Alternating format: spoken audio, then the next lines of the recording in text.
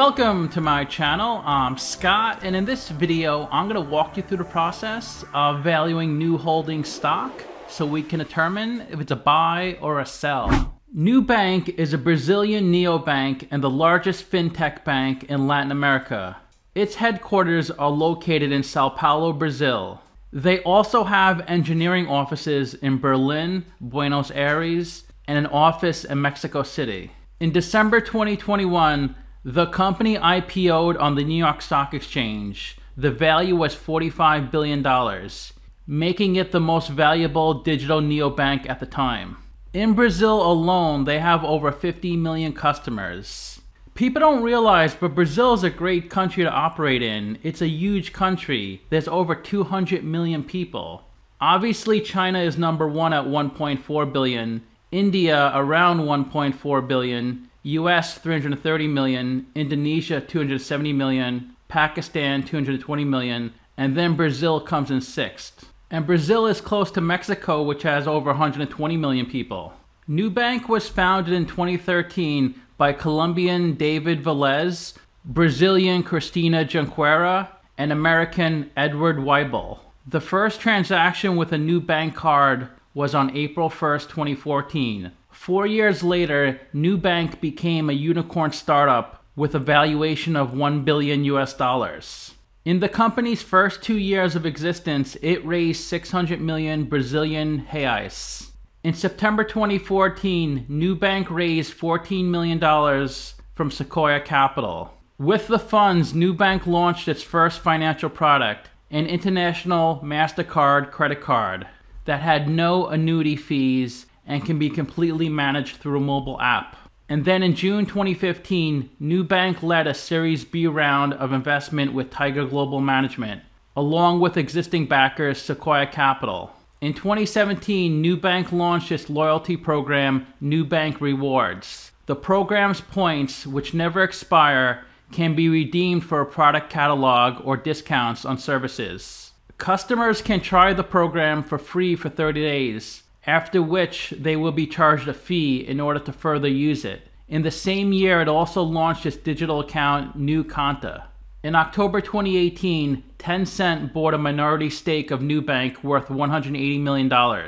In 2018, after launching its new credit card design, Nubank was featured in the Guinness Book of World Records for making the world's largest unboxing. In early 2019, they started testing personal loans with a few of its digital account users. In May 2019, the company began operations in Mexico.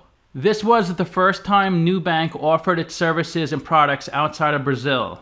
In January 2020, it made its first acquisition, the purchase of Plata Formatec, a company that specialized in software engineering and agile methodologies.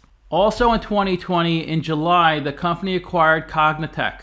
In September 2020, they acquired Easy Invest, an investment broker also from Brazil. In November 2020, Nubank announced that the company would begin operations in Colombia. After the company IPO'd in December 2021, Nubank's co-founder, Cristina Junqueira, became the second woman in Brazil to reach the self-made billionaire status, since she held 2.9% of the company's stock, and that was worth $1.3 billion. Before and after the IPO, Berkshire Hathaway invested a total of $1 billion in Nubank stock. In 2022, Forbes said this was the best bank in Brazil. The way Forbes does the ranking is they evaluate the company's customer satisfaction, reliability, digitalization, customer service, and financial advice. Among the company's products are Nu Conta, a digital account, also an international credit card but without fees, personal loans, life insurance, and investments. What makes this company different from its competitors is it offers a credit card that is 100% controlled through a mobile app.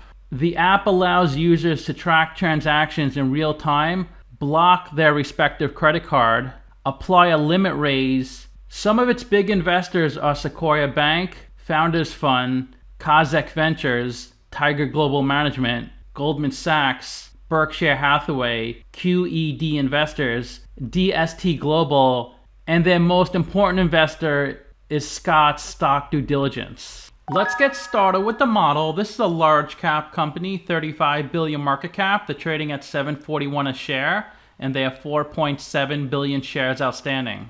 Let's look at their financials. The way you value a company is you estimate the free cash flows into the future, and then you discount those numbers back to today's value. That's what we're doing in this video.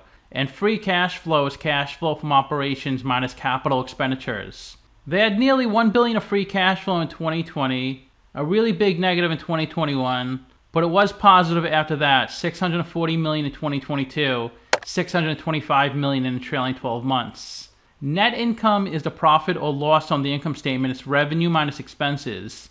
They still have negative net income each year as they're growing their revenue, and I'm sure it's going to be positive once their revenue gets higher. Revenue is the sales for the company, and that's grown a lot from $360 million to $1.1 billion to $3 billion to $3.5 billion. Pretty impressive revenue growth. Let's take a look at their first quarter financials. They report all their financials in US dollars, so there's no conversion needed. This is their income statement, the first quarter of 2023 versus the first quarter of 2022. Most of their revenue comes from interest income, $1.25 billion, which is almost exactly double of last year's number of $619 million. They received $360 million of fees and commission, which is up about 50% from last year. Total revenue, $1.6 billion. Compared to $877 million. In order to generate the $1.25 billion of revenue, they had to pay customers $440 million. People deposit money at Nubank, and Nubank pays them interest, $440 million, and Nubank takes that money and lends it out to other people. The way banks make most of their money is people deposit funds at the bank pays 1 or 2% interest to those people, and then the bank takes those funds and lends it out to someone else. They may lend the money to someone who wants to buy a home, who wants to buy a car, or maybe a personal loan to pay off their credit cards. So they may charge that person 8 or 9% interest on that loan. So the bank makes money on the interest spread, the difference in the interest rate from how much they charge on the loan and how much they pay their customers. They also had $53 million of transactional expenses. And some people don't pay on their loans, so they had credit losses of $474 million. So total expenses $970 million, gross profit of $650 million, which is more than double last year. And then they have expenses like payroll, customer support and operations $107 million. General and administrative expenses went down from $245 million to $237 million. Marketing also went down from $27 million to $19 million. And other expenses of $43 million. So total operating expenses went up only a little from last year, from $360 million to $407 million. Gross profit minus operating expenses gives you your operating income. And they had a positive operating income of $240 million, a lot better than last year of a loss of $68 million. Then they have $101 million of taxes, so their net profit is $140 million, which is better than last year of a net loss of $45 million. So their earnings per share are 3 cents. And the shares outstanding increased a bit from 4.66 billion to 4.7 billion. Let's see if they give a breakdown of their revenue so we know exactly what it is. The interest income of 1.25 billion, let's search that number. Here's a breakdown of the 1.25 billion. 447 million of interest income on credit cards, 287 million on lending, 154 million on other, 87 million of receivables, and 280 million of interest income. And their revenue went up in every category from last year. Let's get a breakdown of the 360 million of fee and commission income. We could just search that dollar amount, 363,213. Here's a breakdown of the number, 265 million of interchange fees, 25 million of recharge fees, 5.5 million of rewards, 36 million of late fees, and 31 million of other. If you're not sure what recharge fees, it says it right down here. It's the selling price of telecom prepaid credits to customers, net of acquisition costs. And if you're not sure what interchange fees are, they're the transaction fees that the merchant's bank must pay whenever a customer uses a credit card to make a purchase. So anytime somebody uses a card, they have to pay fees to Nubank. and the fees cover handling costs, fraud, and debt costs that are involved in approving the payment. Let's look at their balance sheet. They have $4.3 billion of cash as of 3/31. Then they show $109 million of financial assets. Most of that is securities. Another $7.9 billion of financial assets, all securities, and another $15 billion of financial assets. $9.2 billion of credit card receivables. This means their customers use their credit cards and they racked up $9.2 billion of debt. Some customers pay back their entire credit card balance each month. Some customers pay the minimum payment. But this is how much money is currently due to Nubank, $9.2 billion. They loaned out $2 billion to customers. Nubank deposited $2.7 billion at other banks. Other receivables, $1.1 billion. If we search that dollar amount, the $1.1 billion for other receivables, it looks like they acquired the credit card debt from another company. So that's how much is owed to Nubank on credit cards. Other assets of $500 million.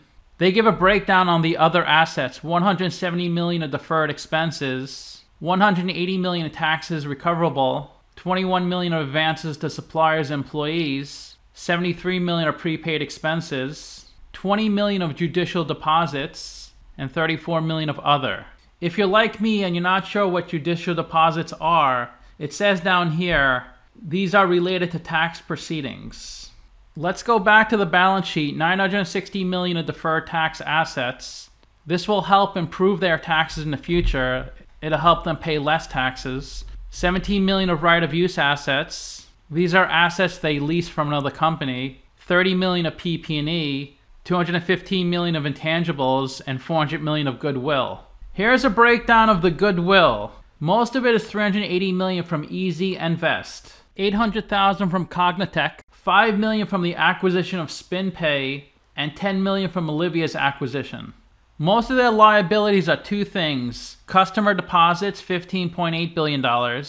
So when a customer puts money in the bank, it's a liability to the bank. It's an asset to you, the customer, because the bank owes you this money. When the bank loans the money to someone else, then that loan shows up as an asset on the bank's balance sheet. Here's a breakdown of the $15.8 billion. $14.5 billion is bank deposits. $1.2 billion are deposits in electronic money. Deposits in electronic money includes New Conta. That program is in Brazil and Mexico, and Conta New Invest. In Brazil, the deposits are supposed to be invested in Brazilian government bonds. In Mexico, there's no requirement to invest the money in any specific asset. Then there's $6.9 billion of liabilities payables to network. Most of that is money they owe to the credit card network, $6.8 billion. A small amount payable to the clearinghouse. Because when you use a credit card, the bank has to front the money for you. Because you don't pay right away. You usually pay at the end of the month. Or maybe you just pay a small amount each month. So the bank has to front the money for you until you actually pay off your debt. So in the liability section for salaries, they have $101 million. So it looks like they owe this money to their employees but haven't paid it yet. Because if they paid it, it will be on the income statement as an expense. They owe $259 million in tax liabilities. This isn't past due taxes. These are taxes the company will have to pay sometime in the future. They owe $19 million on their lease liabilities. Most of this $19 million is from the right-of-use asset. Here's the right-of-use asset. The value is $17 million. This might be a building or two they leased from someone else. So it's carried on the balance sheet as an asset and a liability. But the $19 million may be other lease liability payments. It might not all be attributed to the right-of-use asset. They owe $20 million in lawsuits. There's a footnote here if you want to learn more about that. I just searched the dollar amount, $19,988. And $16.4 million is tax risks, $3.4 million is civil risks, and $143,000 is labor risks. The $16,000 of tax risks, they talk about it down here. This is a provision of $16.4 million, mainly for the potential legal obligation related to the increase in the contribution of certain Brazilian taxes. It's not like they got sued for $16 million. They just put the money up, like they put it into a bank account, just in case there's a big increase in Brazilian taxes. The $3.4 million of civil risks are mainly related to credit card operations. Based on management's assessment and inputs from News external legal advisors, the group has provisioned $3.4 million considered sufficient to cover estimated losses from civil suits deemed probable. Next is $47 million of deferred income. This is mostly from their reward program. So people build up points, they build up rewards from using their credit card. So this is debt to the company. So there's $42 million of rewards built up. When somebody uses the reward, they buy something, then the company has to take this off the balance sheet and put it onto the income statement as an expense. They talk about it down here in this paragraph. Deferred revenue from rewards programs is related to the group's reward program for its credit card customers called rewards. The program consists of accumulating points according to the use of the credit card in the ratio of 1 real, 1 Brazilian real, equivalent to 20 US cents. The points do not expire and there is no limit on the number of rewards an eligible card member can earn. Then there's $48 million of deferred tax liabilities. A deferred tax liability will result in higher taxes in the future. $348 million of other. Let's look at their equity section. They raised $5 billion from selling stock. They profited $257 million from running their business. Accumulated gain is a sum of the company's prior net incomes. So they have equity of $5.2 billion. Equity is assets minus liabilities. It's the value of the company according to the balance sheet. Let's look at their statement of cash flows. The first section is operating cash flow. The way you calculate operating cash flow, you start with your net income, $141 million. Then you add or subtract the non-cash items on the income statement. We have to add back the credit loss allowance, $491 million. They pass through a gain of $100 million on deferred income taxes. We minus that out. They had a cash outflow of $1.6 billion from people using their credit cards. Because remember, they have to front the money. But when the people pay the credit card balance, it'll be a cash inflow in that accounting period. They gave out $700 million of loans. They paid $400 million of taxes. And they received $575 million of interest. This is the interest from the loans they provided to their customers. So they had a cash inflow of $94 million in their operating section, even though they reported a net profit of $141 million. And last year they reported a net loss of $45 million, but generated $78 million of cash flow. In their investing section, they spent $5 million on PP&E, $42 million of intangibles, so they had a cash outflow of $47 million. In their financing section, they borrowed $20 million, so they had a cash inflow of $20 million. If you want to learn about all their borrowings, you can go to this footnote 22. They have $650 million of borrowings and financing, $524 million from a syndicated loan, and $126 million from a term loan. They give more info down here. And here are the three loans outstanding. A term loan, $110,000 principal. It matures next year, and this is the interest rate. And the interest rate is based off of the equilibrium interest rate. And here are the two syndicated loans and their interest rates and maturity date. Two of the loans are from Mexico, one from Colombia. Let's look at their earnings slides for their first quarter 2023 presentation. They currently have 80 million customers, and you can see the trend line. It started at 0 in 2014. They finally hit 1 million in 2016. They broke through 10 million, it looks like, in 2019. And you can see the growth is even more aggressive with acquisitions, up to 80 million currently. When they started, they just offered their services to people in Brazil. They expanded to Mexico and Colombia in 2020. They added the rewards program in 2017, and they acquired Olivia in 2022. Almost half the adult population in Brazil has a credit card through this company. Their CAGR over the last 9 quarters is 46%. That's compound annual growth rate. And their revenue has grown 6.6x since Q1 2021, $245 million to $1.6 billion. Gross profit is up 5.6x, and they had their highest net income this quarter. The last 2 quarters, they also had positive net income. Before that, it was negative. There are 171 million adults in Brazil, and 46% of them are customers. Only 3% of the adults in Mexico are customers, and 2% in Colombia. So they have a lot more room for growth in other Latin American countries. The average monthly revenue per account is going up as well. It's $8.40. It was as low as $3.40. and the expenses to serve their customers remained flat at 80 cents. Of their 79 million customers, 82% are active, so 65 million are actually using the service, which is higher than prior years. It was as low as 78%. Since average revenue per account is going up each quarter from 670 to 860, and the number of accounts are increasing, their revenue has gone up 87% year over year, from 877 million to 1.6 billion. Their card volume in the first quarter is $23 billion, $15 billion from credit cards, $8.2 billion from prepaid cards. But they did have more last quarter, $8.7 billion in prepaid cards. They're giving out more personal loans, up to $2.3 billion in the first quarter, $10.5 billion of credit card loans, so a total of $12.8 billion, which is up 54% compared to $8.8 billion. 82% of their portfolio is credit cards, 18% personal loans.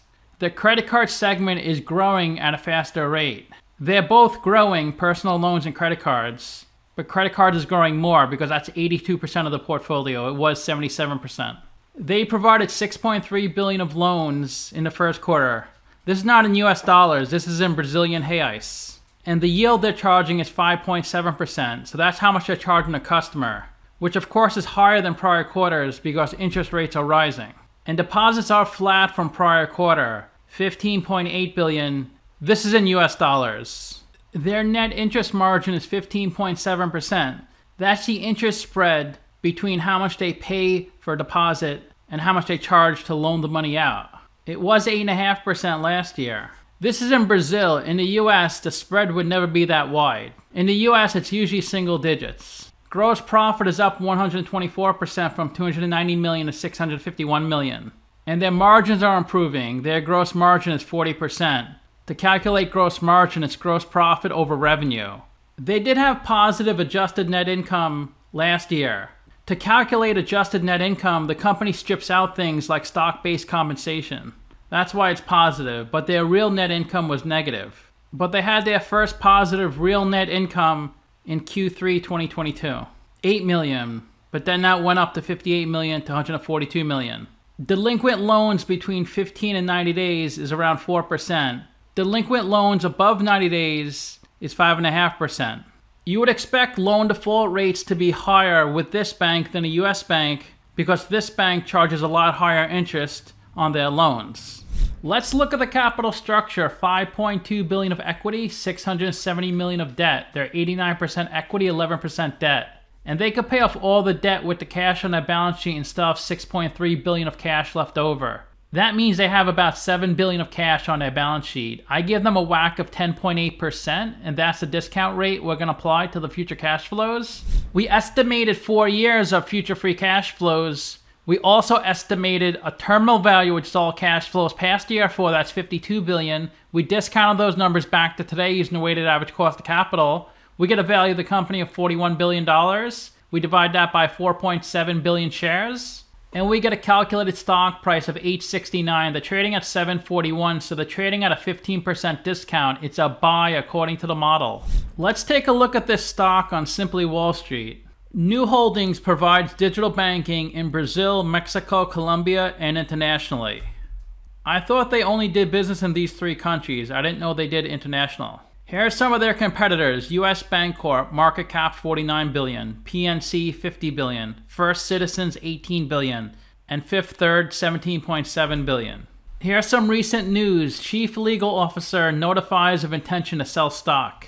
Marco intends to sell 75,000 shares in the next 90 days at a price of $7 a share, which would give him $500,000.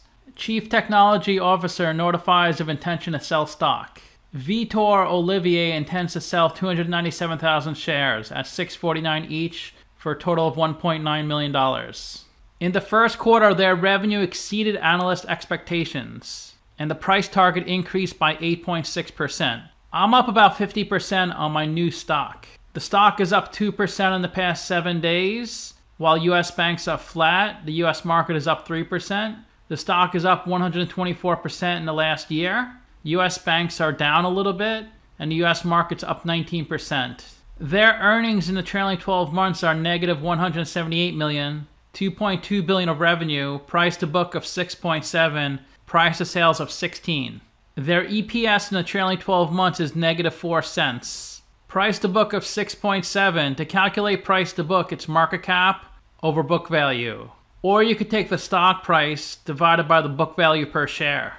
Their price to book is a lot worse than their competitors. PNC is 1.2, Fifth Third is 1.1, First Citizens is 1, but they have the highest earnings growth at 57%.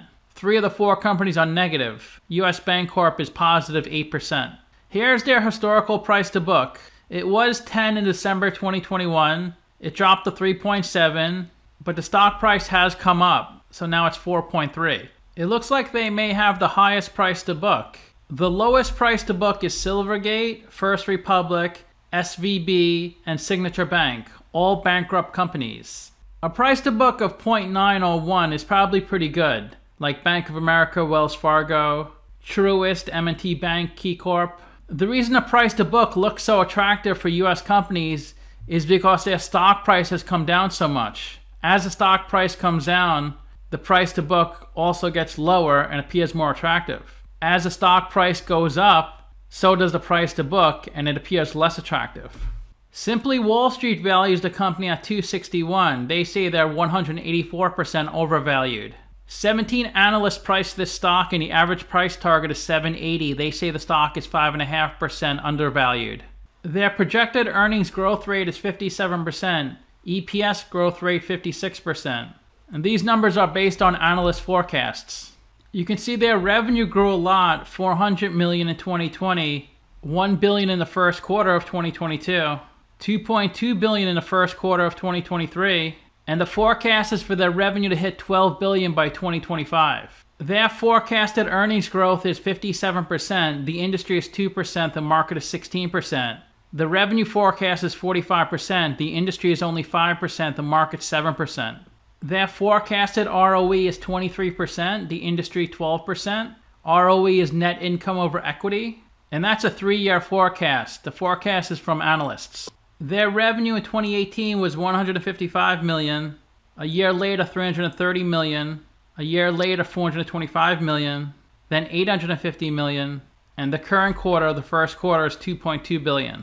This blue line is their equity balance since 2019, the red line is their debt balance. So their debt and equity were pretty close up through 2021, but now their equity is much higher than their debt. Equity of $5.2 billion, debt of $800 million.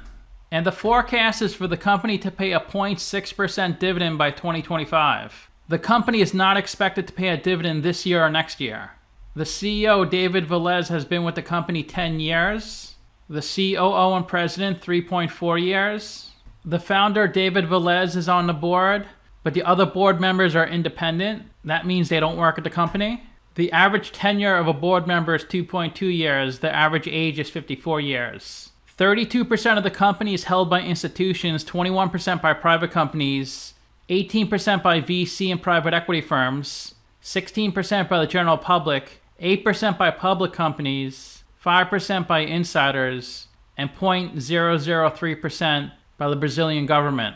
The biggest shareholder is Rua, California, 21%. DST is one of their early investors. Sequoia is also an early investor, 8.8%. Tencent, 5.8%. One of the founders, 5%. They have a lot of big names: JP Morgan, Berkshire Hathaway, Invesco, Morgan Stanley. You can see it's a long list, lots of companies. Fidelity, Tiger, that's an early investor. T. Rowe Price. They had 2,900 employees in December 2020. Now they're up to 5,400. And the stock trades on the New York Stock Exchange, the Bursa München, the Mexican Bolsa, the Sao Paulo Bolsa, Deutsche Börse, and Colombian Bolsa. Let's take a look at new holdings on Yahoo Finance. Market cap $35.4 billion. It opened today at $744. It closed at $754. The 52-week range is $329 up to $768. Lots of trading volume. Over 20 million shares are traded. Their 1-year target price is $7.95. Here's the historical stock price. It started out at $12. That was at the end of 2021. Then after 6 months, it got down to about $3.50. I got lucky. My cost basis is 424, which is fairly close to the all-time low. And from May 2022 to May 2023, it pretty much traded sideways. It went up and down, but it's done really well in the past 6 weeks, breaking through $7. Lots of buying. You see all these green bars. That means the buy orders are higher than the sell orders. And when there's green bars, the stock price goes up. When there's red bars, the sell orders are higher than the buy orders and the stock price comes down. It's that simple. The stock price is predicated on the supply and demand of the market, not on how well the company does financially. It's a supply and demand of the market. Usually when a company performs well financially, people will buy the stock and the price will go up. When companies perform poorly financially, generally people sell the stock and the price comes down. But that's not always the case, as you probably know. Here's the market cap the last 5 quarters. It was $36 billion a year ago. Now it's almost $36 billion. In the second quarter of 2022, it was cut in half from 36 to 17. And look at the PE, over 1,600. Now the range is a little normal, under 100. And their price to sales peaked at 11.5. Now it's a little under 10. And their price to book is kind of high at 6.6. It was 3.65 in 2022. The stock is up 114% in the past 52 weeks, while the S&P is up 20% in the same time frame. 52-week low is 329, the high is 768. And the stock is trading well above its 50-day and 200-day moving average. Well over 20 million shares are traded each day. Of the 3.6 billion shares outstanding, 2.26 billion are on float. 67% are held by institutions, and only about 2.5% of the shares are shorted. The revenue forecast is $1.7 billion next quarter. That's the average prediction for 3 analysts. The revenue target in the third quarter is $1.9 billion. For all of 2023, it's $7.3 billion, and for all of 2024, it's $9.25 billion. There are 13 companies in the same industry as New, and if New has a number in red, they're worse than the median. If they have a number in blue, they're better. They have the best debt-to-equity ratio of all the companies on the list. For every dollar of equity, they have 10 cents of debt. For Canadian Imperial, for every dollar of equity, they have more than $10 of debt. I capped the debt-to-equity ratio at 10. New is the only company on this list that does not pay a dividend, but I'm sure they're going to be paying a dividend either next year or the year after. They don't generate that much free cash flow. They're still pretty small. They rank 9th in market cap. JPM is the largest, over 400 billion market cap.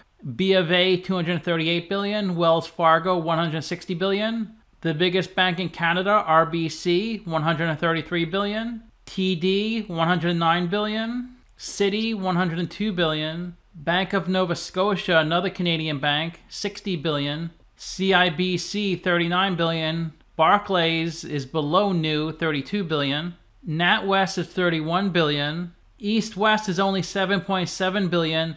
And Bank of NT Butterfield, 1.4 billion.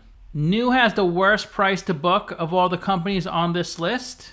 Price to book is market cap over equity or stock price over book value per share. We can't look at their PE since they have negative earnings. They have the worst price to free cash flow, 56. That means investors are paying $56 for $1 free cash flow. The way you calculate price to free cash flow, it's stock price over free cash flow per share, or it's market cap over annual free cash flow. And they have the worst price to sales ratio at 9.9. Barclays revenue and market cap are pretty similar. That's why they have a price to sales of 1. New is trading at 10 times annual revenue. And the reason they have such a poor price to sales is because investors are predicting significant growth for this company in the future. Where a company like Barclays, they're not expecting that type of growth. And we can't look at their 5-year annual revenue growth rate because they haven't been publicly traded that long. So to summarize, I have them trading at a 15% discount. They've been around 10 years, and I'm really hoping this stock 10x's. If they can continue expanding into Central American and South American countries, they have that chance. I think that's what we're all banking on, no pun intended. I ranked their free cash flows 5 out of 10, their revenue 9 out of 10, and their ratios 3 out of 10. So let me know what you think. Give the video a like, subscribe, or comment below. Also, if you'd like to get a custom valuation or just support the channel, you can become a member by clicking on the link in the description below. Thanks for watching.